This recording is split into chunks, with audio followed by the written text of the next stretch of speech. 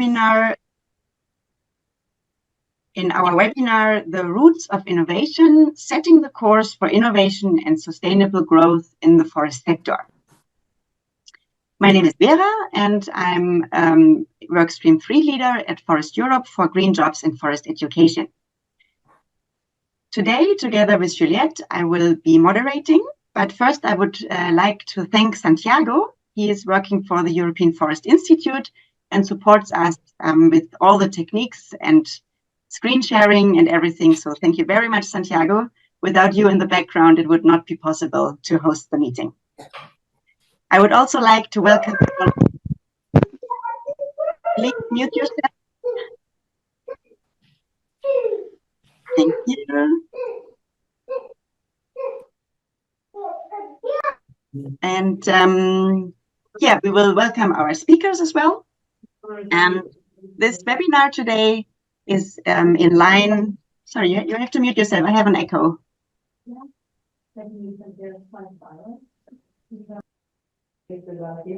Echo, can we mute everybody for a second?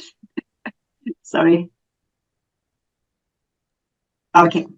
So this webinar is part of the series From the Roots to the Canopy. And I'm happy to announce that we will also have another webinar coming up in April with the title Spotlight on Genetic Diversity, an unseen ally in adapting forests to drought. So stay tuned on our social media. We will make more announcements in April. With this, we can start. And first, I would like to hand over to Juliette to introduce herself. Thank you so much, Vera. Thank you for giving me the floor. So good afternoon to everyone. It's really exciting to see all the participants already joining the meeting. I'm Juliette Ching. I am a researcher at the European Forest Institute in Bonn. I am part of the EFI team that is supporting the Forest Europe process, and I've been organizing this webinar with Vera for some time now. So I will be moderating the policy part of the webinar, and I'm really looking forward to the discussions. Wonderful. So yeah, we will discuss the topic of innovation today. And this is in line with the International Day of Forests 2024, whose theme is Forests and Innovation. And we will first hear about innovative networks and startups from the forest sector, and then bridge to policymakers who deal with innovation on a country level. And certainly we will have room for questions and answers. You can write them later in the chat, and please always make sure to whom your question is addressed. After the plenary, we will have time for meeting in small groups. So we will have Zoom breakout sessions where you can meet different startups and projects to learn about their great work. And also, if you feel spontaneous, you can present your own startups. We will have also some empty Zoom breakout sessions where you can take the floor and network. And because we don't know who is in our session today, we decided that after 5 o'clock, when the official part is finished, we keep the Zoom sessions open so you can come back and network if you still have time and feel energetic. But let's get started. Our first speaker today is Yuan. Welcome. And he's the Secretary General of the Forest-Based Sector Technology Platform, FTP, which is the European research and innovation platform for the forest-based value chain. Yuan has a background in molecular biotechnology engineering, and he has previous experience of working with research and innovation on many different levels, ranging from the detached national expert at the European Commission, DJRTD, to managing technology startup companies. And Jon is also a member of the Royal Swedish Academy of Engineering Science. So Yuan, could you kindly introduce your network to the audience and highlight its relevance to the field of innovation? I'm also eager to learn how your role as a network is relevant to increase the innovation potential of the forest sector. Over to you. Okay, thanks a lot, Vera, for that very nice introduction. And yeah, I am happy that I could join. I'll try to share some slides and see if the second technical hurdle is going. Yeah, it seems to be working. So yes, so I represent something that is called the Forest-Based Sector Technology Platform.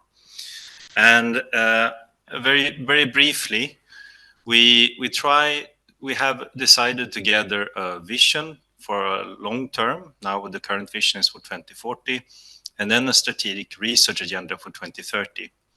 So we try to set ambitious targets for research innovation, basically giving research innovation a purpose and to create opportunities then for collaborative research and innovation and to mobilize a critical mass of stakeholders. Because the question is, of course, how do we agree on what should be funded, what should be the activities, etc., with all the different challenges that we have in Europe? So first question you might have now is, who is we? And on one hand, we are an international non-profit association, which means that we have members. And the members are representatives from the forest-based sector in the European research area. So we have some international federations or confederations, and we have contacts to their members, which is often the national federations. Sorry to interrupt, Johan. Yeah. It seems to we have a second technical hiccup. Yeah, okay. we can only see half of your presentation. Oh. I don't know how this is possible, because now I see it completely, but please go to presentation mode again. Now, no. Okay, well, I can do it without presentation mode. Yeah, and this works. I can move a bit quicker also. Sorry. Thanks, no problem. Well, anyhow, so mute someone. Yeah, so via the European confederations, we have contacts to their members and their members' members. And we also have our direct members, but we also have something which is illustrated by this yellow blob here, and that's our national support groups, or national technology platforms. And you don't have to be a member to be involved there. We try to get the representative picture of the forest-based community in that country.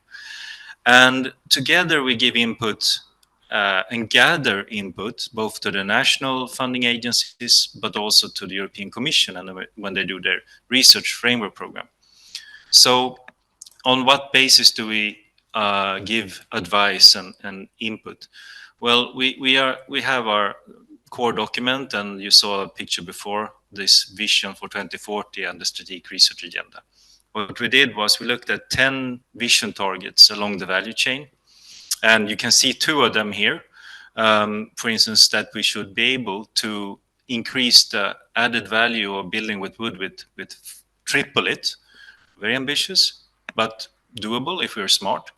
And that we should be able to reduce the CO2 emissions by 80% in the process industry. So this is 2 examples. They have a European value, but also value for the businesses. Now, when we talk about the EU budget and the Horizon Europe, etc., how much of this money goes to the forest-based value chain, to the forest-based sector?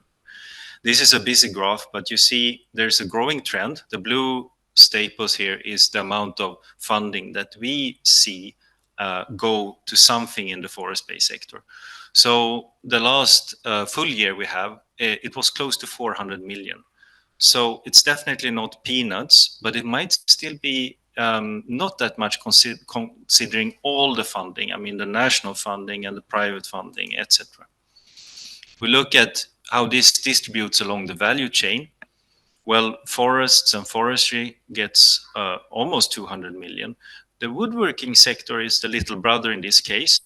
One of the reasons is that there is a lot of SMEs here, and it might be a bit cumbersome for them to apply for EU funding. But there are several different potential explanations. The pulp and paper sector, the processing part, that's the biggest one. But here we also have a lot of big facilities that you need to invest if you're going to try something. And it's also branching out to different areas. I mean, you have the traditional thing with paper, but you have hygiene products, you have medical products, you have nanocellulose, etc., biorefineries, even bioenergy applications. So maybe already here is one question we have, and that is, how do we know that the priorities are right? And that is one of the the things that we as a network try to answer. And how do we know that the input is representative? And that is what we try to cover with this open network with the national support groups. And then for those that want to be more active and, let's say, run faster, they can also be members. How do we then look at what is the outcome in terms of funding? So again, this is a lot happening in this graph, but what you see here is the figures 1, 2, 3, 4, etc. That's our 10 vision targets. If you can read this figure, the letters here, A, B, C, D, etc., that's different challenges that we have identified that needs to be resolved to get to the vision target. And again, the staples here, that's the funding over 2 years in this case, 23 and 24, projects starting 23, 24. And which of the challenges we have identified that receive money. And what I want to show to you here is that, for instance, the first challenge we have in the whole CERA is it's related to biodiversity versus forest management. It's called 1A here, and that gets more than 100 million euro, so more than 25% of the total budget. Other important areas might not get as much funding. For instance, we have Challenge 2A here that relates to improving seeds and seedlings and plants, etc. And if we go to 2A, it's minuscule, the amount of funding from the EU. So we give this as feedback to the EU, but also to our membership. And I know that we don't have that much time, so you're free to ask questions, but I just want to show that what we're trying to do, of course, is to break down the national silos and also the silos in the value chain and come to an agreement. Even if you have your favorite topic, what should we run with first? And we are facing a more and more difficult complexity here at the European level. There are more and more partnerships set up, and there are a lot of, let's say, policies / funding initiatives. And we are also having to relate to other sectors, for instance, agriculture, textiles, and chemistry. Sometimes we collaborate very well, but sometimes there's also competition of funding and competition of priorities. So the world doesn't get easier. So we're trying to do our best, and we're here for the forest-based sector, trying to include people from all the countries in Europe, from the whole forest-based sector.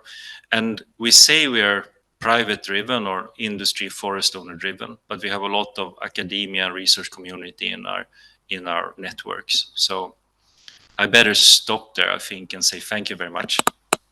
Thank you so much, Johan. That was perfect. And yeah, we will have time for question and answer later.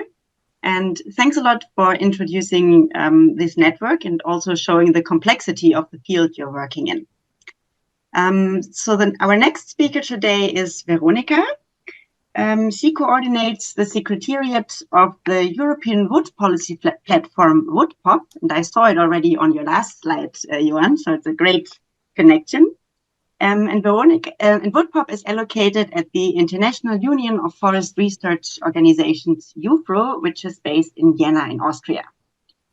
And to shortly introduce Veronica, she graduated in political science and European affairs and worked in different European countries and public administrations on a range of issues from agriculture, environment, energy, and social issues.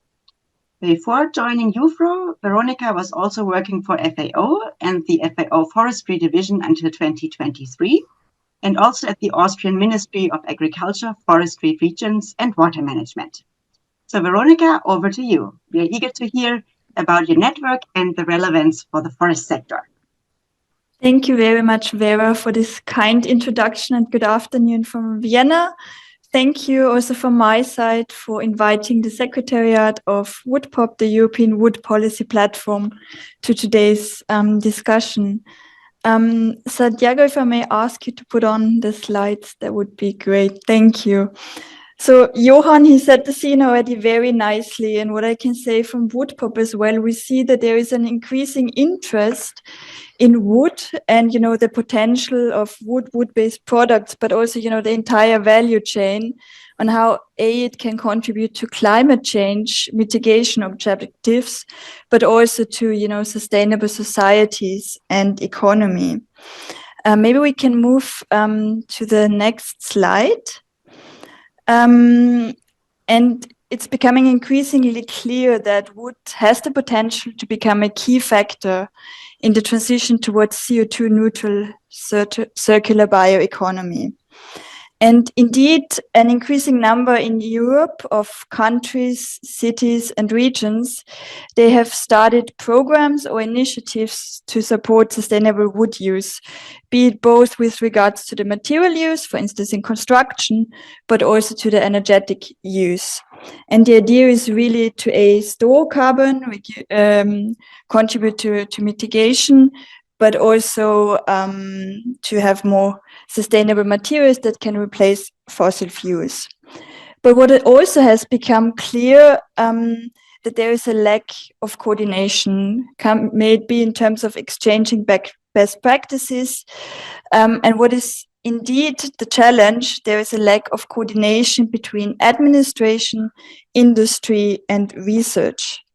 And this is very interesting because today we're speaking about innovation, and sometimes even a platform can be an innovative tool in terms of innovative policy tools. And this is exactly what Woodpop is. In 2021, Austria and Finland, both countries with a strong tradition in sustainable wood use, have joined forces and have initiated the European Wood Policy Platform. Let's move to the next slide. I've put here the goals. I will not go into the detail of each one of it, but the idea is really to develop wood-related policy solutions, measures, and recommendations by bringing together administration, industry, and research. So really having a dialogue platform across sectors that brings together the policy, the science, but also the practitioners. And through this dialogue, it's the idea to create a joint understanding on efficient and future-proof wood-based pathways, and creating a strong messaging around that. And also to align with what Johan has said, it's also about increasing the visibility of the added value of wood. And in this regard, it's important to build on existing initiatives and work with networks that are already out there. So we're very happy to see FTP today on board, but also many of our other partners and members. And the idea is really to underline that again in the dialogue and in the exchange from partners that have different backgrounds and come from different sectors to really come up with innovative and new ideas to make it future-proof as a sector across the entire value chain. If we can move to the next slide, just to give you an idea of how this is working in practice. It's a bottom-up approach. So we have 5 technical working groups working on different thematic focus areas. Today, maybe for the audience, the one on innovation is the most interesting, but on and governance as well, we work a lot on exchanging policy ideas and coming up with recommendations there. So these technical working groups focus on these specific topics, come up with recommendations that are then brought up to the expert group meeting, which is the main form of exchange. So this cross-cutting layer, and they will then again have recommendations for the high-level meeting. That is the main decision-making body on a political level. And this is supported by the Woodpop Secretariat. And of course, you also need a steering group where you have country representatives that give, the strategic direction for the process. Maybe moving to the last slide. Yes, exactly, that one on the thematic priorities. I've already touched upon that.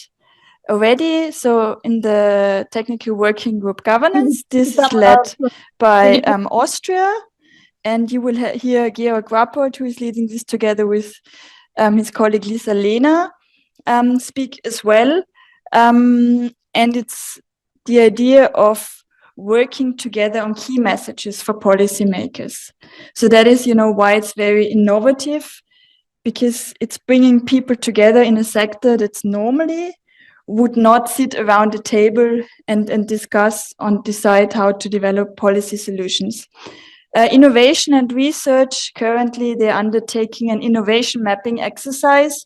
What are the innovation policies and programs on wood that do exist in Europe? And I need to say pan-Europe, because we also have Switzerland a member, and in this case, they're leading the technical working group. We also have Norway and Turkey, and British Columbia is an observer in the wood pop process.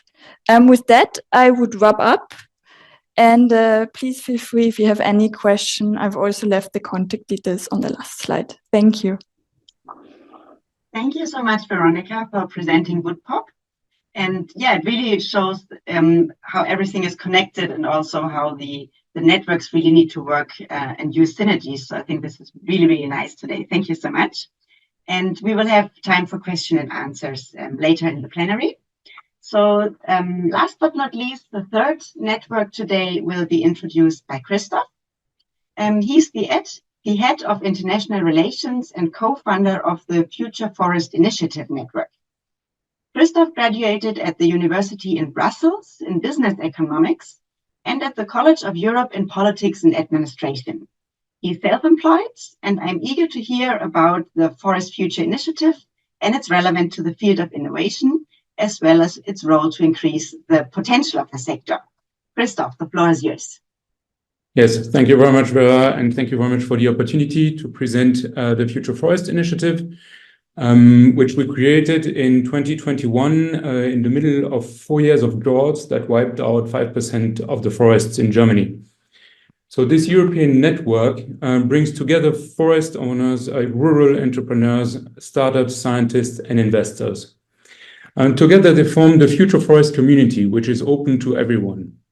The objective of the Future Forest Initiative is to foster the development of solutions for the forest. So we want to help develop new business models for forest owners and cut their costs. Solutions to adapt forests to climate change, solutions to strengthen ecosystem services, new ways to use biomass, and many more.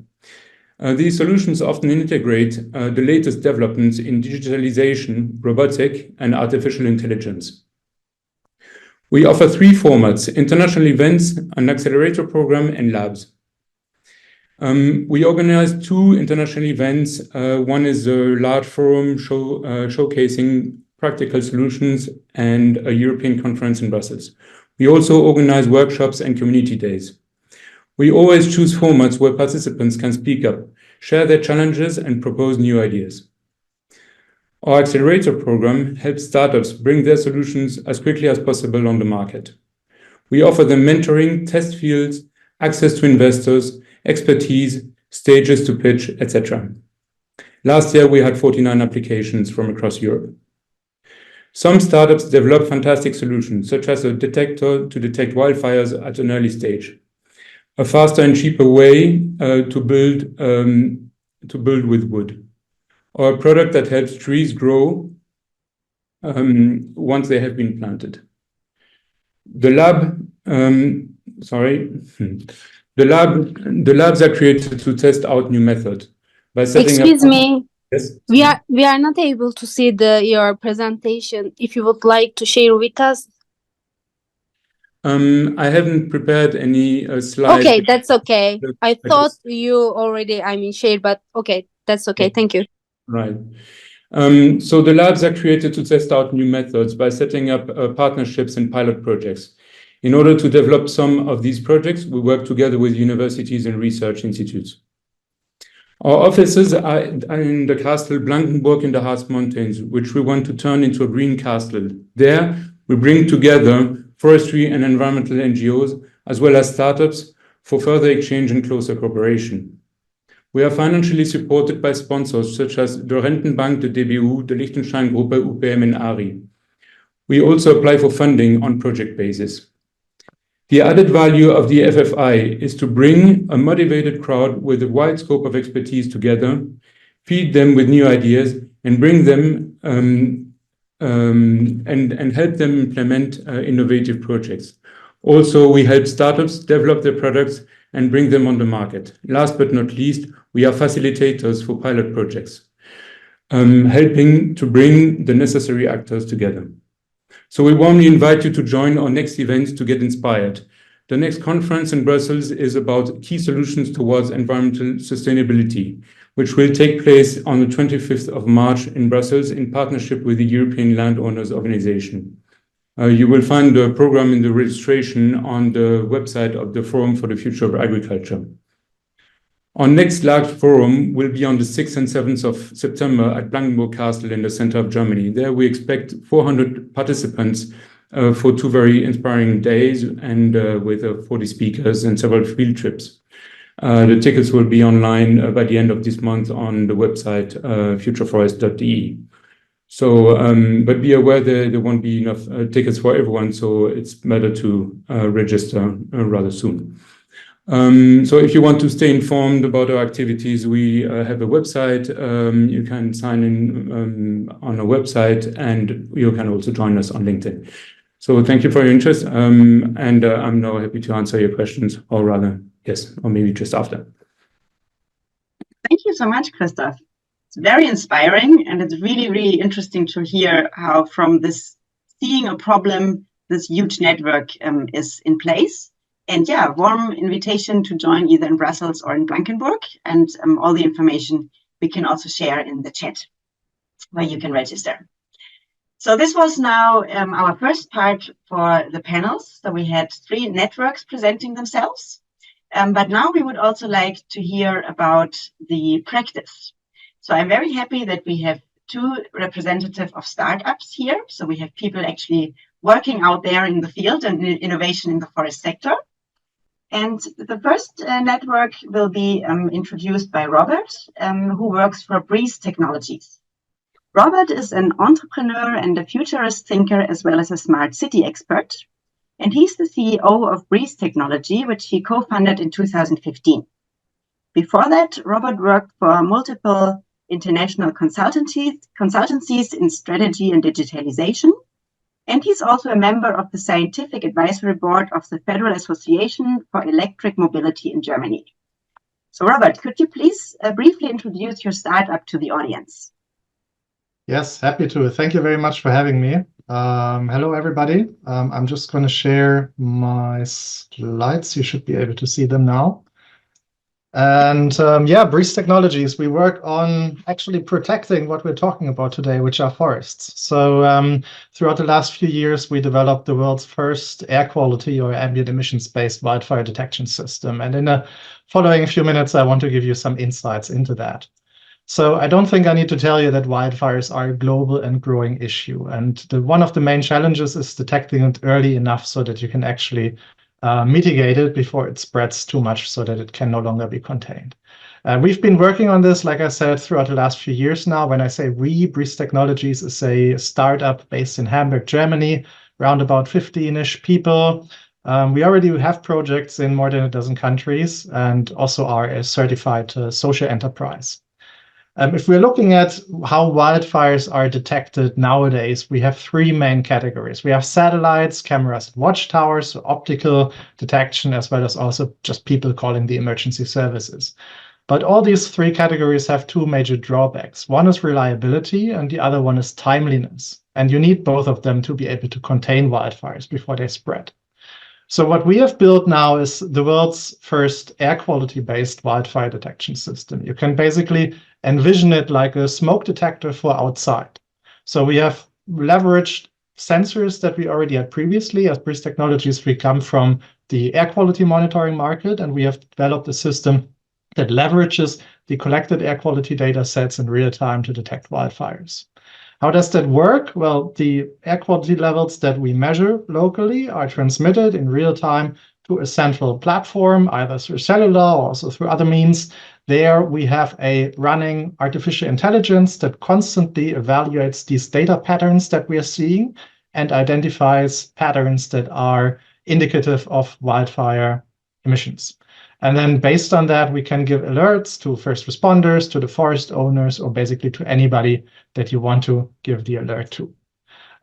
This has actually been proven to be successful. So the first big fire that we detected with our system was actually more or less accidental. That was a big bog fire that was also major news in Germany, around about 60 kilometers from Hamburg. And we detected that with sensors that we actually had in Hamburg. So we've even shown that you can do this on a very long distance. This system was developed in conjunction with with support with the US Department of Homeland Security. So they provided some funding through us, which is also, I think, a great example of innovation procurement from the government for new technologies. But we've also been supported by many other organizations, such as, for instance, also the Future Forest Initiative from Blankenburg. The data and the alerts that we generate are available through the notifications that are already shown, but also through an online platform that you can log into where you can then manage these alerts. But here's also an example for one of these alert emails that you would be getting as a first responder or a forest owner. So this shows the network of sensors that is deployed, as well as also where the fire is detected. And we're now also working on actual local sourcing so that we can say exactly where the fire is in relation to the sensors.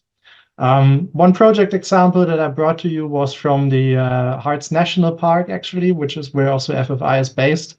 So here we have around about 30-ish sensors deployed totally. We have detected a number of fire events, for instance, even illegal campfires we were able to detect. And yeah, I think this has shown that this is really something that is viable. This has now been going on since the beginning of the last year.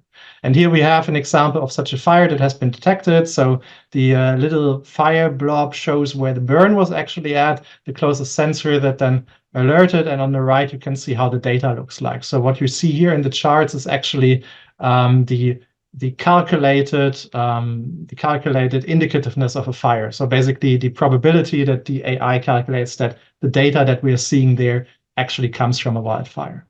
Here's another example. So it also shows that with different wind patterns, you can still detect these fires quite reliably. And yeah, we've been now working on scaling this also to other locations, so it's quite easy to do. We have this now running also, for instance, in Peru, but also in other European countries, as well as also in the US. And here are some of the examples that of the sensors, so that you can also envision this, how it actually looks like in the field. If you want to join us on this journey to make automated wildfire detection possible, our aim is to always do and detect wildfires within the first 15 minutes of ignition. Then do not hesitate to reach out to us. And I'm also very much looking forward to the discussion later on. Thank you very much. Wonderful. Thank you, Robert. This was very, very innovative. I mean, you really have to come to the idea from the air quality to measuring or to detecting wildfires. And yeah, it's really, really interesting. Thank you so much. I have to keep an eye on the time. So we will go directly to our next speaker from the next startup, which we invited today. Welcome, Robin. And Robin works for the Forest Mapping Management. And he's been working there for more than 2 years now as a sales manager for forestry management software. And Robin holds a master degree in innovation management. And forest mapping management itself is based in Stuttgart in Germany, where Robin is responsible for the regions of southern Germany, Austria, and Switzerland. And their customers include all forestry stakeholders and forest owners, from private to state forestry. Robin also manages his own and his family's small private forest parcels, and is a passionate hunter for almost 9 years. So here the practice comes into place again. Robin, the floor is yours to briefly introduce forest mapping management. Thank you very much, Vera, and thank you very much, everyone, to have me here. It's a little bit complicated to tell you all who we are. For that, I have built some slides, more or less. Can you already see my screen? Sorry. No, it should be able. Yeah, it's loading. Yeah, perfect. Okay, it's a little bit complicated who we are, because we consist mainly out of 3 different companies, which all have started by developing forest software. The forest mapping management, which is also our head company right now, is a provider of autophotos, because we have to own planes with high resolution cameras where we can produce autophotos. And we are also a developer for forest management software. The second company, which is now within the forest mapping management ecosystem, is FOVEA. FOVEA started in 2013 and is an application for photo-optical woodpile measurement, which can be used on standard hardware. So all of you can download it from the App Store. And the third company, which is within the forest mapping management, is actually Triva. Triva was a previous subsidiary of Stihl, the chainsaw producer, and the previous name of Triva was Logbuch, and it's more or less a work or task management system for forest stakeholders, where they can geolocate objects with speech-to-text translation. In 2020, FOVEA and Triva have been merged together as one company, and we have been offering these two products to the market. And since last year, we have been merged together with Forest Mapping Management, and all of these companies belong to the Liechtenstein group. That's why it was a little bit complicated to tell you all who we are. Great. Thank you very much, Robin. What would you say is the unique contribution by your company to the field of innovation? Yes, in the end, more or less our core competencies are image processing and artificial intelligence. Of course, we provide a lot of different functions in our new system, Palos, which is a forest management platform where we also bring together some modules from external companies. But as you can see here, I have some screenshots from our functionalities. On the left top, you can see a single tree detection where we are using true autophotos and digital surface and terrain models to detect those single trees and their height. For some tree species, it's also possible to detect them. And it helps forest owners to manage and to continuously update their economic plans. Then also we have in our Palos functionality on the bottom right our change detection. Our change detection is kind of a technology where we are analyzing satellite images. Every 5 days we are getting from Sentinel-1 and 2 satellites new pictures. So every 5 days or week we are able to analyze if there have been some differences to the previous pictures if the impact is greater than 10 to 10 meter. That's helpful for detect, for example, wind throws for our customers, and therefore you are able to just go through to the parcels where you need to have a look to. And then at the bottom left, you can see our FOVEA application, which is now a module of Palos. So it's an own product, but it's also compatible with the Palos platform. And I've already told you, FOVEA is a photo-optical woodpile measurement system which you can just download from the App Store. We take single photos of the whole woodpile, and afterwards those single photos are stitched together. And after that, our artificial intelligence is analyzing how much wood is laying on this wood pile. And this takes only a few minutes instead of measuring it with traditional methods. And on the top right, we have also a module coming from our partner from Sweden, Johan Eckenstedt. It's the Arboreal app. Arboreal app is kind of a digital caliper system where you can measure sample plots and get an indicator which diameter single trees have. You can measure the height, for example, and you can analyze how much trees are standing per hectare, for example. And all these informations are brought together in one system, Palos, where our customers are now able to analyze how much single trees I have out, at which diameter, which tree species, and for that we can help them to have a good economic plan about their own forests. By using artificial intelligence and image processing in the end. Thank you. So this really makes the life of a forest owner easier using the AI. Very innovative. Hopefully. Thank you. And because we also talk about politics today, and Robert was also touch basing about the support from the US government, How would you see the policy environment for innovation in your country of operation? Is it rather helpful or holding you back? Yeah, that really depends because we are working in 3 different countries at the moment: Austria, Germany, and Switzerland. And just to give you an example here, in 2019, the European Union have brought out a directive to have open data informations about the public sector. For example, for all parcels and which parcels are belong to whom. And for example, in Austria, Austria is in this case very helpful because it already has published all those informations. That's why we also have the possibility to see the below picture to import parcels and plots to our GIS system, which makes it just easier for our forest owners to manage their own forests, because they can automatically generate their parcels within our system. For Germany, it's a little bit strange because we have here 16 different federal states, and all these kind of states are managing this directive on their own. So we have some federal states which have already published those information, but the most of the time, the most of the federal states haven't done it yet. So it depends. Austria is very helpful. Germany at the moment isn't.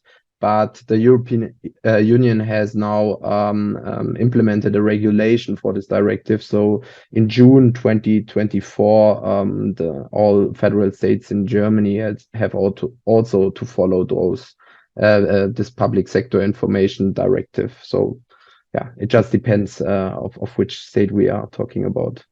Okay, yeah, I can imagine data protection is a huge topic to discuss. Okay, It thank is. you very much. Yeah, This thank was you also, and I'm very much looking forward to your questions later. wonderful. Thank you so much. So this was the practical view. And yeah, I'm sorry we're very late in time, so I hand over directly to Juliette to hear what politics have to say. Thank you. Okay, thank you so much, Vera, and thank you to our very interesting speakers. That was really motivating. And thank you so much for taking time to prepare all that. So maybe 2 points before we move to the next part of the webinar is that for the speakers who've already talked, please feel free to share links to your networks, to your websites, to your anything in the chat box so that the participants can get to know more about you and your work. And secondly, to the participants, please feel free to start dropping the questions in the chat box. And if possible, please direct your question to a specific speaker so that it's easy for them to answer.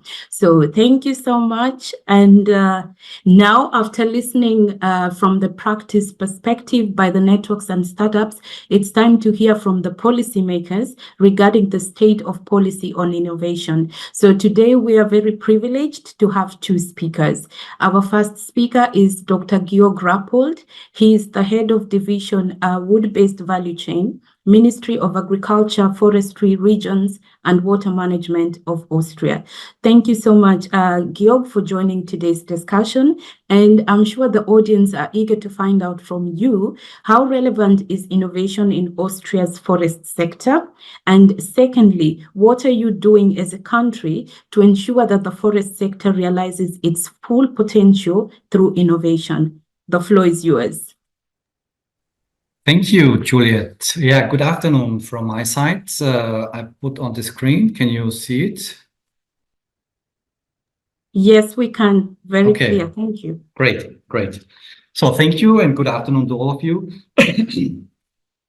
Yes, I was asked, or we were asked, how important innovation is within our responsibility, and we are responsible for the wood and forest sector within our Ministry of Agriculture, Forestry, Region and Water Management, and what do we do to its success. So I will tell you a little bit more what we are going to do and how we regard innovation. So the first question we are facing is, what is innovation? So this is the starting point we are, of course, are facing. And so I think it's clear, and this is quite a common understanding that a good idea alone is not innovation. So that's a little bit more than only a good idea. So for us and how we regard innovation is a successful realization of an idea with a value for the market and for the society. And for us, it's also very important that we look at the different types of innovation. So there's not one innovation, but the different branches, different regimes do have different kind and types of innovation. And we, of course, have to come up with different approaches and political solution, whether we are talking about social innovation, product innovation, business models, technology innovation processes itself. And then, of course, we are also aware that there are some incremental innovation. That means it's a slowly step-by-step approach to come up from the journey, from the idea to a solution which helps the market and the society. But then more and more, we are entering a phase where we are facing this disruptive innovation. So this innovation process is not as long as it used to be, but it's just a quick process, and we have to, of course, adapt our tools and our regulations to this new concept of innovation. And we know innovation always needs money. That is the starting point. Money leads to research. Research leads to knowledge, and after all, then we end up with some innovative products or processes. And there's a big and can be a big time lag between all these different phases. So the question is, who provides how much money for research, for which topics and when? So this is something which we, of course, from the political point of view, from the administrative point of view, have to tackle and have to deal with. And here I've shown you what the rationale between these different phases. So if you put €1 in research activities, you need €10 for the development of the new idea, and even €100 for every €1 in research to get this to a market maturity. So this is shows you that a lot of money is involved in the different phases, and it's really important, who is taking care at which phase to bring and push forward this innovation. And here is another overview about the time lag. And as you can see, it took quite a long time, a journey from the bull saw to the harvester technology. Also, it is not always that long, but this is just to give you an idea that in general, it takes 10 to 50, even 20 years from an idea to finish the finished product on the market. And for that reason, the research areas that need to be addressed must be recognized in an early stage. And that's what we are trying to do from our point of view. And this is within my and our responsibility. So, and now coming to the wood-based value chain, I'm responsible for. If we look at innovation, we always, and that's what we have done, to combine the upstream and the downstream sector. So in the past, it was these two silos. There was, and it has been already been tackled by Johan at this presentation. There's this upstream, so the forest management business, and there's the downstream business, the wood processing business, and it has been, two different types of silos. And we are really trying to look at those silos in a commonly, and really look at what does the upstream has an impact on the downstream, and which impacts of the downstream has an impact on the upstreams. And if you look at these challenges, climate change, and this new species composition of forest, that, of course, causes some implication to the whole value chain. And this, of course, needs also some innovation along the value chain. That means introducing new processes, new technologies, with at the end also coming up with new products and applications.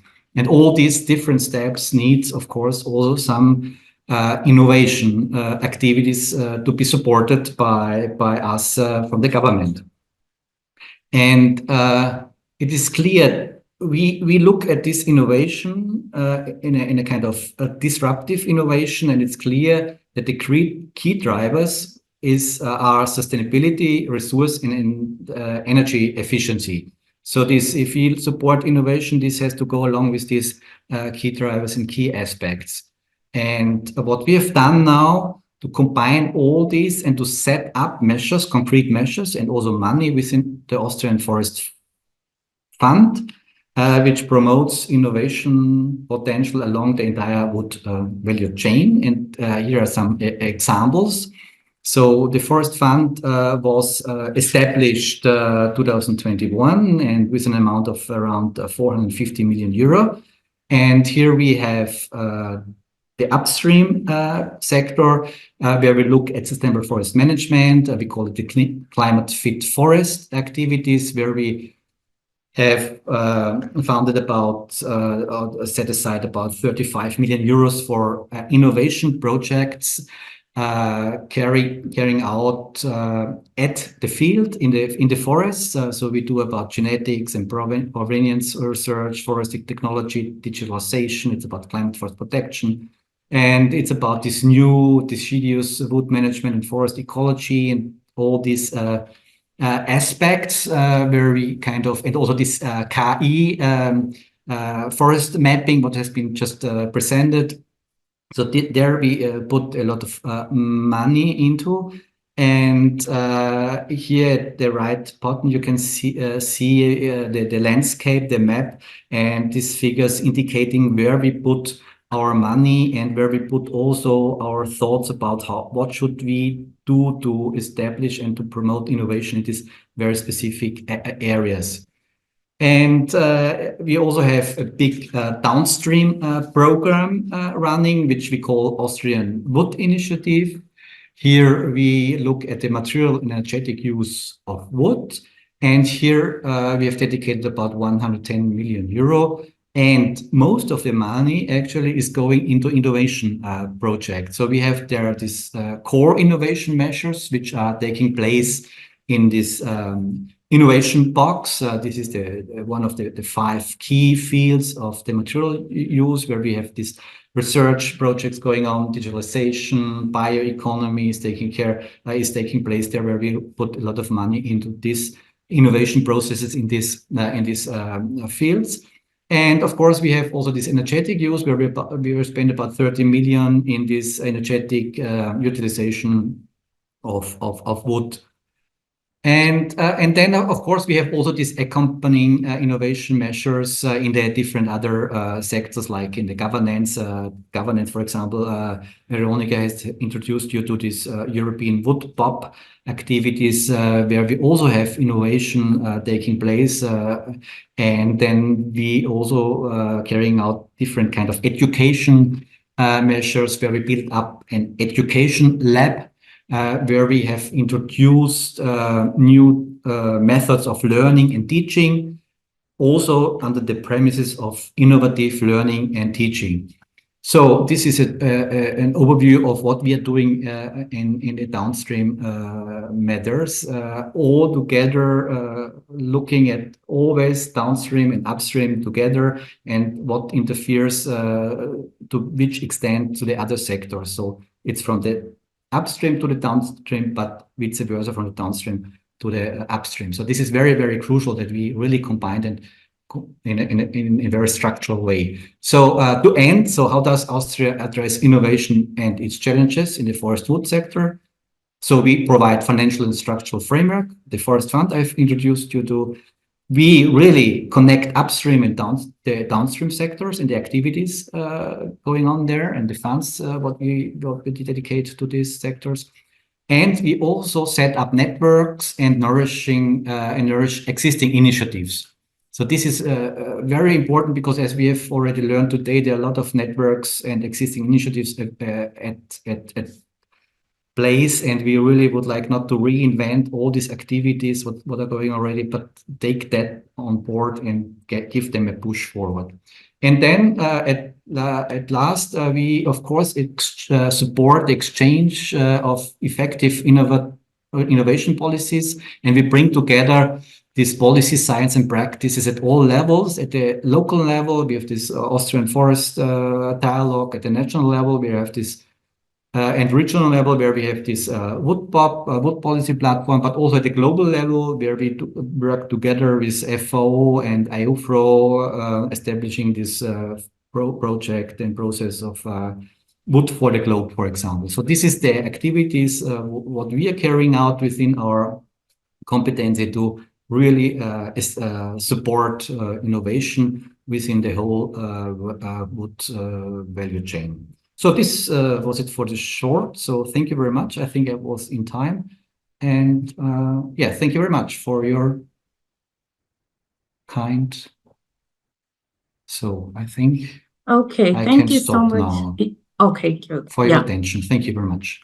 Okay, thank you so much too for the very interesting presentation. Thank you for reminding us that a good idea alone is not an innovation. So I think that's a very powerful message that if we don't pick anything else from the webinar, I think we need to remember that. But also thank you for reminding us or for showing us how your country is really intentional about connecting the upstream and downstream sectors, because I totally agree with you, like innovation cannot thrive in silos. So it's really time we break the silos and we bring stakeholders together, we bring all the sectors together for innovation to be successful. So our next speaker is from Spain. So his name is Juan Pedro Romero. He's the head of training and technology at the Ministry of Agriculture, Fisheries and Food. So he has been mainly working on interactive innovation and some European projects. He's also managing competitive calls for CAP grants and Horizon projects such as EU Farm Book, Modern Acquis, I2 Connect, and Fair Share, among others. And he's also the ambassador in the EU Farm Book project, and he's also the manager of Modern Acquis National Community of Practice. Thank you so much, Juan, for joining us today. So our question to you is, how relevant is innovation in Spain's forest sector? And what are you doing as a country to ensure that the forest sector realizes its full potential through innovation? Over to you.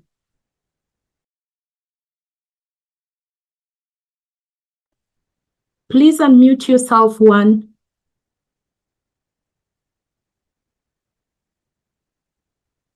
Juan, you're muted. You're still muted. Yeah, I forgot to activate my microphone. Sorry. But now we can hear you. Awesome. Cool. Great to hear you about it. Thank you very much for your invitation. First of all, it's a pleasure for us to be here talking about forestry for one day of all. I'm going to remark Acquis policies because all the innovation in Spain and in the whole European Union involves these policies. Acquis policies. What is Acquis? It's agricultural knowledge and innovation systems. You can ask yourself, well, Acquis is not about forestry. That's not right, because it's about also the combined organization and knowledge flows between persons, organizations, and institutions who use and produce knowledge for agriculture and interrelated fields. And of course, forestry is an interrelated field. You know, there are some authors that call Acquis focus, but sometimes it's a little bit controversial, especially if your pronunciation is not okay, because, you know, this kind of characters can be tricky, in my opinion. Well, what is the core of the system? The core of the system is the forester, of course, and the producer, because they are the beginning point, and they are knowledge producers as well. From time to time, we are considering always researchers the beginning of the knowledge. They are very important in the whole chain and in the whole cycle of the system, but the essential part for us is the forester and the producer, because they are producing knowledge flows, promoting innovation, and provoking a real implementation in practice. So what are we doing in Spain? In Spain, it's pretty clear that we have a whole strategical approach talking about innovation. The key words for us are Acquis, innovation, and digitalization. we can have an approach in a national level, a regional, and sometimes in a local level. It's pretty clear to see the forestry strategy, the strategy of science, technology, and innovation, also the digitalization strategy, a connected industry 4.0, and another strategy for the demographic challenge, other strategy for hunting management. Sorry, can I interrupt you for a minute? We cannot see the other slides. We can only see the cover slide. So could you please move your talk together with the slides? Can you see better? No, we can only see the cover slide, the first slide. Yes, now we can see the other. So please make sure that you move to the next slide as you talk. All right. Sorry. I'm moving to the proper slide, I guess. And so talking about strategy, again, we have a CAP strategy plan, of course, all the European members, even Belgium, that they have two, but we only have one. It's enough for us. There are also strategies about biodiversity. For instance, the national strategy about river restoration, a strategy of decarbonization, another strategy for green infrastructure and connectivity and ecological restoration, and even more than maybe I'm forgetting. A very important thing that we were working the whole programming period and nowadays as well is interactive innovation. We are the first country in the European Union with more operational groups and with more innovative projects. Following by far for Italy, that is the second country in the European Union. And what is interactive innovation? Interactive innovation is about a multi-actor approach. It's cooperating with others. Maybe they are different and they have different opinions, but they are giving you a good point for cooperation. And what is interactive innovation? It's almost everywhere, but in the talking about policies, it's mainly into the CAP and into the Horizon program, promoting the interaction between foresters, companies, researchers, advisors, other professionals, and talking about only the Horizon program, research, and we are mainly focused on research projects, multi-actor projects, and thematic networks. You can have a lot of good examples in the slide, and you can take a look to the link in below because there is a good report with all the transregional operational groups that we were promoting in the last programming period, and there are remarkable examples of forestry and agroforestry as well. Another thing that is really, really important, to enable the environment, it's very important to have a good environment to promote innovation, to provoke innovation. And where is the place? Well, the place could be everywhere. You can see in the image in the right corner an open forest that in Spain is called dehesas and in Portugal montados. But there are even fancy places to promote a suitable environment for innovations, and they are called digital innovation hubs. We have a whole network of innovation hubs in Spain and in the whole European Union, and some of them belong to the European Digital Innovation Hubs network. Other places to provoke and promote innovations are living labs and lighthouses as well. You can take a look to the European network of living labs. You have the link below. And maybe I'll give you a little tip. You can take a look to this map of Red Soil, an European project that belongs to the Soil Mission. And it's pretty good because that includes a lot of living labs and lighthouses, and it's such a good recommendation, especially for people who want to run a business and they are looking for new opportunities and implement creativeness and provoke new ideas. And as we talked previously, my colleague, is no money, no dream. It's essential to have funding opportunities. And what is the money nowadays? You can find money in a lot of places. Nowadays, it's such a good time to produce new opportunities in a different scale. You have the opportunities in an international scale, European, national, regional, or local. In international projects, Horizon program, LIFE, Plus, Interreg, international cooperation, etc. And nowadays, there is a special focus on digitalization. Maybe this is a little bit for risk takers because the Digital European Program don't finance 100% the projects. But if you want to give yourself an opportunity and look for the adequate partners, it's such a good opportunity to do it. And what do you need to fund these opportunities? Because you need to promote innovation, entrepreneurship, training, advisory, knowledge exchange, and of course, having a practical approach. And forestry knows a lot about it. Another issue that we are having nowadays, we have a digital divide in rural areas, and that's involving foresters and other professionals as well. And this is even worse because of with the elderly and with women. And we need to improve the situation and put the focus on it. An example of digital tool in Spain is the digital holding notebook. It's developing right now. In farming, it's not completely developed because it has been an interruption because of the demonstrations of farmers and all this stuff. And in forestry, it's a little bit delay in comparison to farming. But we are going to have a digital holding notebook as well. And this is such a good opportunity to have better data, to improve management, and to produce new opportunities for everybody.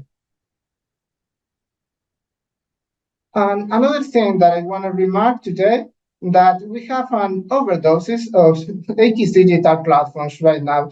The current situation for many forestry issues, and not only the forestry issues.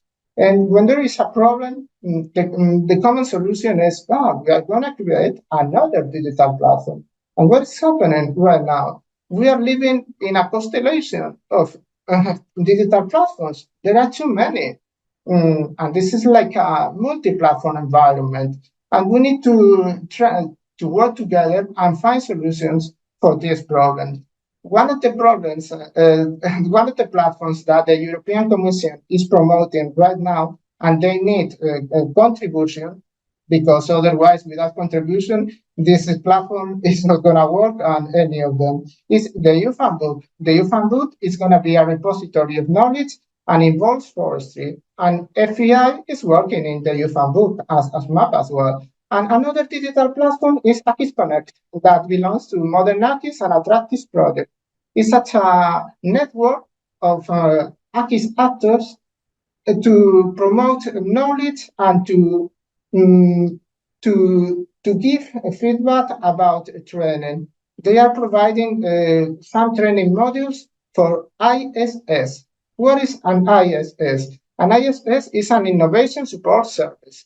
And we need to work in innovation support services because otherwise we are not going to include profitability in the sector, in the industry, and in the country. And this is going to be essential in a country that want to improve in innovation and provoke opportunities for everybody. Conclusions about my speech. Forestry needs coordination between policies because sometimes it's almost in the middle of nowhere. Forestry involves a lot of policies, agriculture, environmental, protected areas, climate change, etc., etc., etc. All together, you can mix it up, and it's so difficult to handle it, especially for foresters that they are only looking for opportunities to keep managing their forest or plantation. So something that is essential is funding opportunities. And the focus right now is in digitalization. Talking about bioeconomy, bioeconomy is going to be, as usual, the solution for everything because it's what we are always been looking and been doing for good. And this is going to be almost the same, but with new ideas. Digital tools are going to be essentials, but what we are needing right now, training in digital skills. The background in forestry is not negotiable. We need people who know a little bit of forestry because otherwise this is going to be a little bit pointless thing. And we were talking about, I was talking about it previously, to enable the environment. Digital innovation hubs can be a suitable place to enable environment for innovation and cooperations, but there are others. Innovation support services are going to be key, not only public innovation support services, private, and also some collaborations between public institutions and private as well. And finally, we need to keep a cooperation together, promoting cooperation, and try to find solutions essentially for the people, because people is the key in the forestry sector. And this is all. Thank you very much indeed, and it's been a pleasure for me. Thank you so much, Juan. That was really awesome. So thank you so much for highlighting how your country is creating an enabling environment for innovation. That's really, really encouraging. And I hope that other countries have a lesson or two to learn from what you're doing. And in your presentation, you also had some links to books and some other sites. So I would suggest that if possible, please share the link in the chat so that the participants can get to click on it and find out more information. So Yes, thank you so I'm much. not gonna share. Are you not gonna share the presentation for everybody? If you're fine with it, we will share. Yeah, So you okay, can share perfect. it. I don't mind. Perfect. Thank you. That makes you. everyone's work easier. So awesome. Yes. So thank you so much, everyone. We are really short on time. So what we will do is we will tackle one or two questions before we move to the room for innovation. So there was one question that was posted a while ago. So I will directly go to it, and it was directed to Veronica. So I'm trying to find the question. Yes, so it is directed to Veronica, but the person who posted the question is not here anymore, but she will listen to the recording, so she will get the answer from there. So I think, Veronica, you've already read the question. So do you want to respond to it? Yeah, sure. And thanks a lot. The way I see it, there are two aspects to it. And you might remember the slide that Georg had in his presentation, the upstream and the downstream part. And in the upstream part, I mean, from our understanding, that we cannot have sustainable wood without sustainable forest management, because the resource needs to come somewhere. And of course, the premise is sustainable forest management. And what is interesting here, you need to look into the trade-offs, because of course forests have different roles. One of them is biodiversity, but you also have, the carbon sink, but you also have, the livelihoods, the rights-based approach, etc. And there, our colleagues from the Wood for Globe, they are working on a definition on what sustainable wood policies would be. And the idea is really these are the kind of policies that are based on responsible forest management. So really how in a participatory approach you can address these trade-off questions and, assure the multifunctional role of forests. So that is, how you can address it on the upstream part. On the wood pulp, we are working on the entire value chain, but more, I would say, on the downstream. And there is also where innovation is going to come in, because you need to make sure that the wood you take from the forest, you use it in an efficient way. And so this is, questions about cascading use. What do I do with the side products? Can I reuse them? What happens after a certain time in a building? Can I reuse that in a modular way? Can I use them differently? The whole entire life cycle question. So yes, biodiversity is important, but it's one of many questions. And then you need to look at it if you want to look at it on the upstream or the downstream part. So that would be my response to the question. Okay. Very excellent. complex and important one. I totally agree. Yeah, and I understand completely, but I think your response was really comprehensive, so that's really appreciated. So I don't know if anybody else wants to respond to this question, otherwise we will move to the next question. So any of the speakers interested in adding to what Veronica has said? No, no one. Okay, good. Then there was a presentation if the slides will be shared with the participants. I think already Juan has confirmed that he's okay with sharing the slides. So I think we will also ask the other speakers, and if they allow us, then you will find the slides on our website. And yeah, so I'm trying to look for another question. There was somebody, one of the participants who sent a couple of questions. So I'm trying to find it. So there was Ricardo who had 4 questions to Robert. So Robert, I don't know if you're in a position to answer all these 4 questions in 1 minute, or that is mission impossible. I'll do my best. So Okay. the first question, what is the response time between start of the fire and detection? I mean, that depends, of course, how far the sensors are from the fire and also on the wind speed and direction. From our experience, it's within 5 to 10 minutes in the projects that we're doing. At what distance can be detected? Well, one of the examples that I shown was 60 kilometers. That is an extreme example. We typically try to have the sensors around about 5 kilometers distance, and then we are able to basically detect guaranteed within 15 minutes, usually 5 to 10 minutes. Will the wind influence detection? Yes, you need to have the emissions at the sensors to be able to detect the wildfires. This is why we then usually deploy a grid throughout the forested area that we want to look at. And in mountainous areas like the Harz, where we have shown a project from, there, of course, you also need to take topography and height levels and wind patterns into consideration. And what is the difference in detection time? Well, that depends on what you're comparing to. For instance, the satellites, you sometimes have delays up to 8 hours. I mean, 10 minutes to 8 hours, that's quite a big difference. With the watchtowers and the automated camera detections, it's more about reliability because these systems have been shown to also do a lot of false positives. And in all the projects we did last year, we had maybe 1 or 2 false positives in total. And compared to people calling up, that typically happens after 30 minutes or so. So even there you have 20 to 25 minutes of better response time. Hope that helps. Yeah, Nemojte excellent. Luka, prosit će se mrvice. Okay, please mute the person who's talking. So thank you so much, Robert. That was really excellent. Yeah, so there's a lot really going on the chart, but we don't have time. So what we can do is allow each of the speakers to give us one take-home message. So in 10 microseconds, please tell us what your take-home message is, and maybe you could link it to the questions in the chat.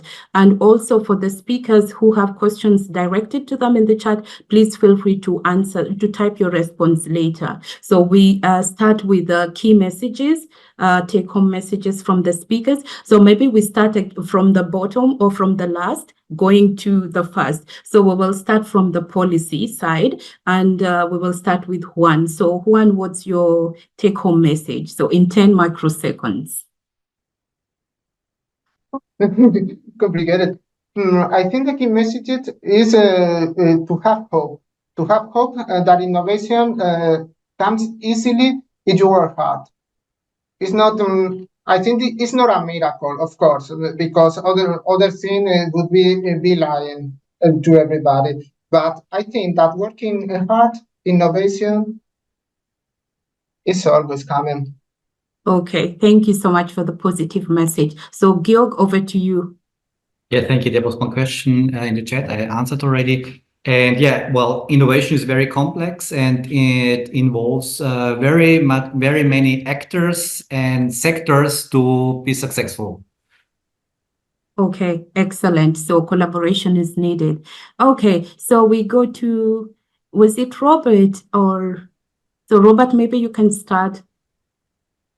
Sure. Yeah, in the end, I think new technologies really have the potential to help and support a lot of current challenges and future challenges in the forest area.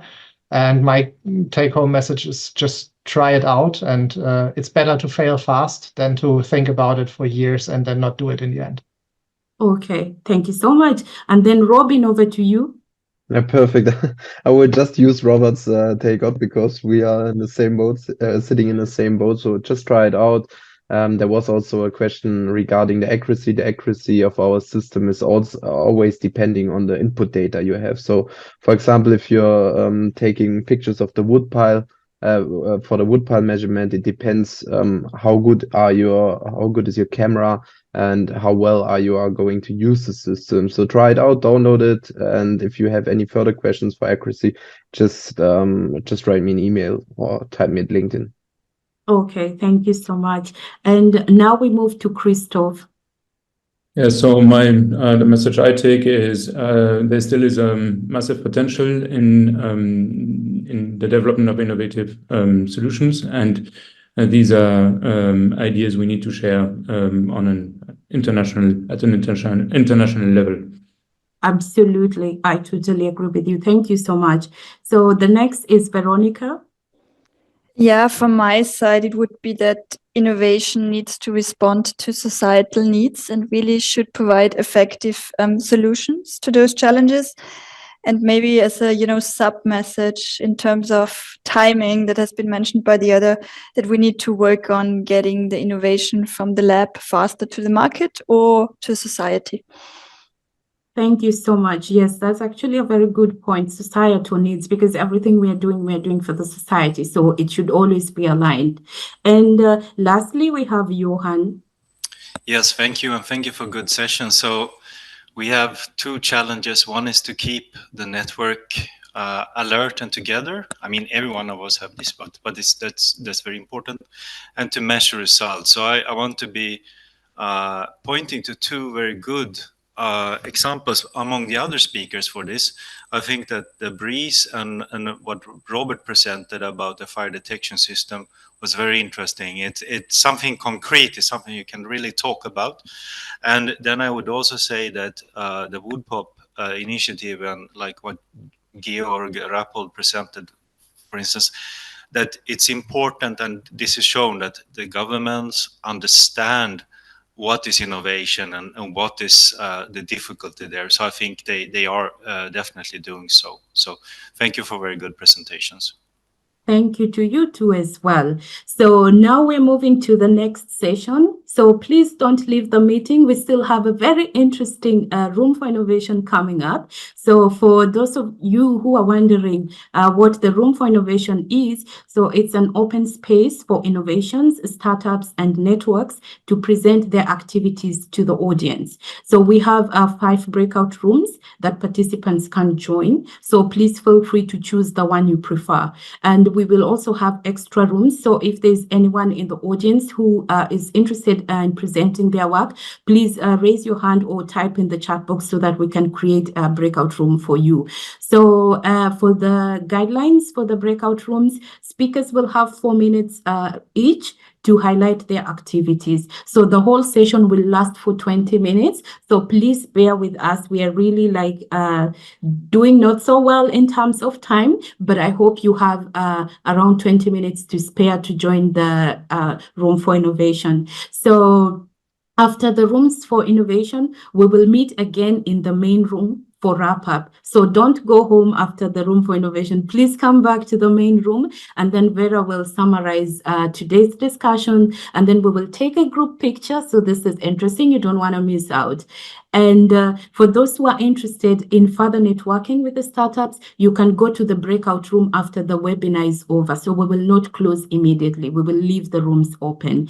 So now I will quickly give the floor to the speakers of the room for innovation to briefly introduce themselves and welcome the audience to their rooms. So I will start with Andrea from the Bioregions facility. Yes, thank you, Juliette. I'm here on behalf of the Bioregions facility. It's a facility that is coordinated by EFI, and it's a collaborative platform dedicated to accelerate the development of a forest-based circular economy at a regional level in Europe.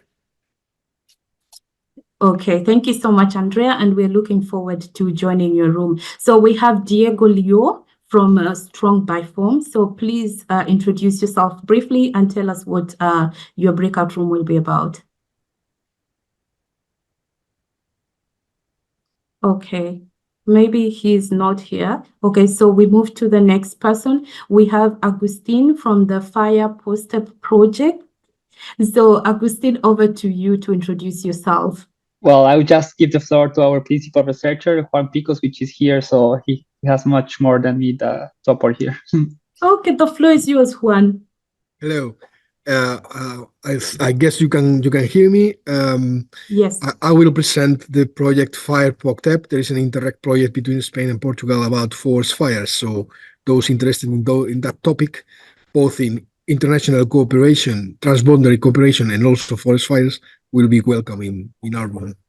Okay, thank you so much. And I'm hoping that majority of the audience are already excited about it. So we will go to Yana from Laikaya. So Yana, I saw you a while ago. I hope you've not disappeared.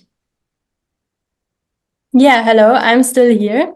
My name Thanks is so much. Jana, and I'm the founder of Lucaya Nutrition. I represent Lucaya. And we do functional foods with functional mushrooms. And we get these mushrooms directly from the forest in Finland. And this method has many benefits for the forest itself and especially for the private forest owner. And we'll talk later about that. Thank you so much, Yana. So last but not least, we have Votia Mula. So over to you. Hello, everybody. Thank you for a great session.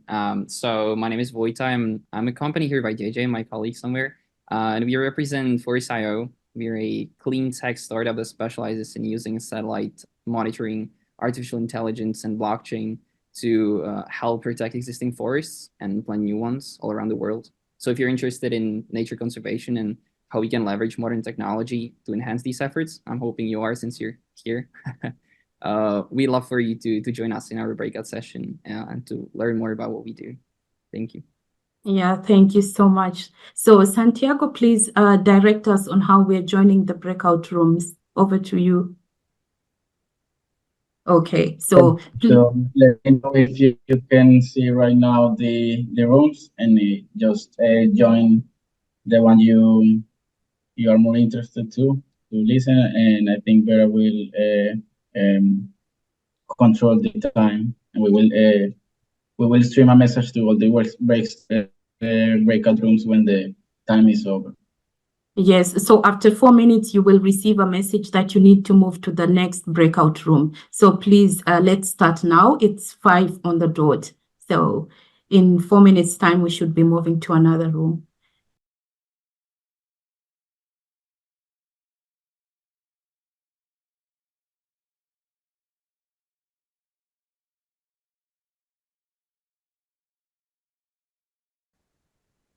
Hey, so it was easy to go back than to go in. Yes, it is.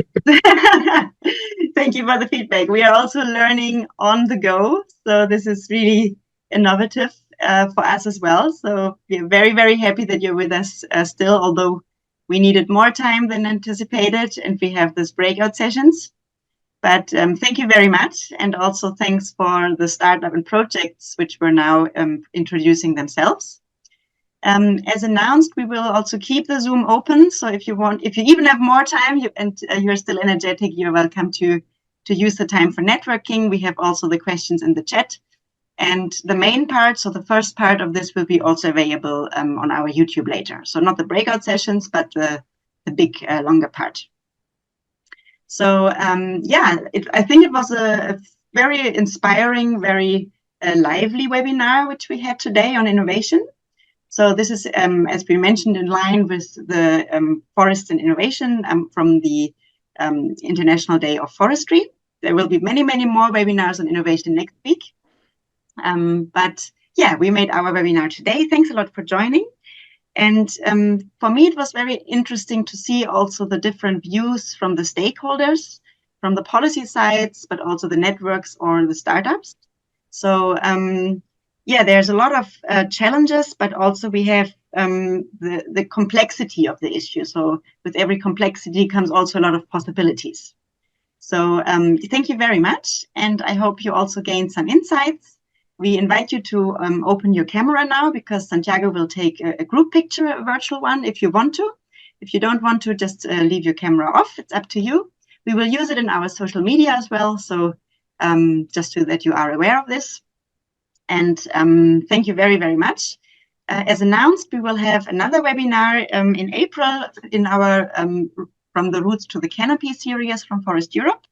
It's under the topic of Spotlight on Genetic Diversity, an unseen ally in adapting forests to drought. So stay tuned on our social media.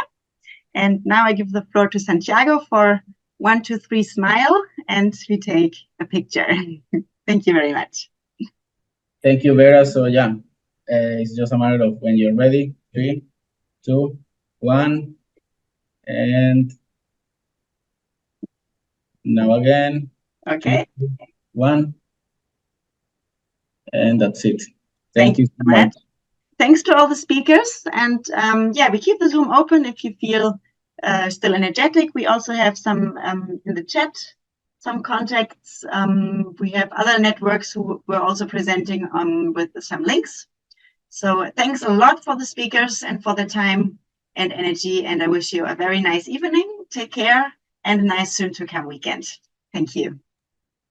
Thank you. Thank you. Thank you very much. Thank you very much. Enjoy your day. Bye-bye. Thank you. Thank Bye. you. Bye. Bye. Thank you very much. Thank you. Thank you, Bye-bye. Christoph. Bye.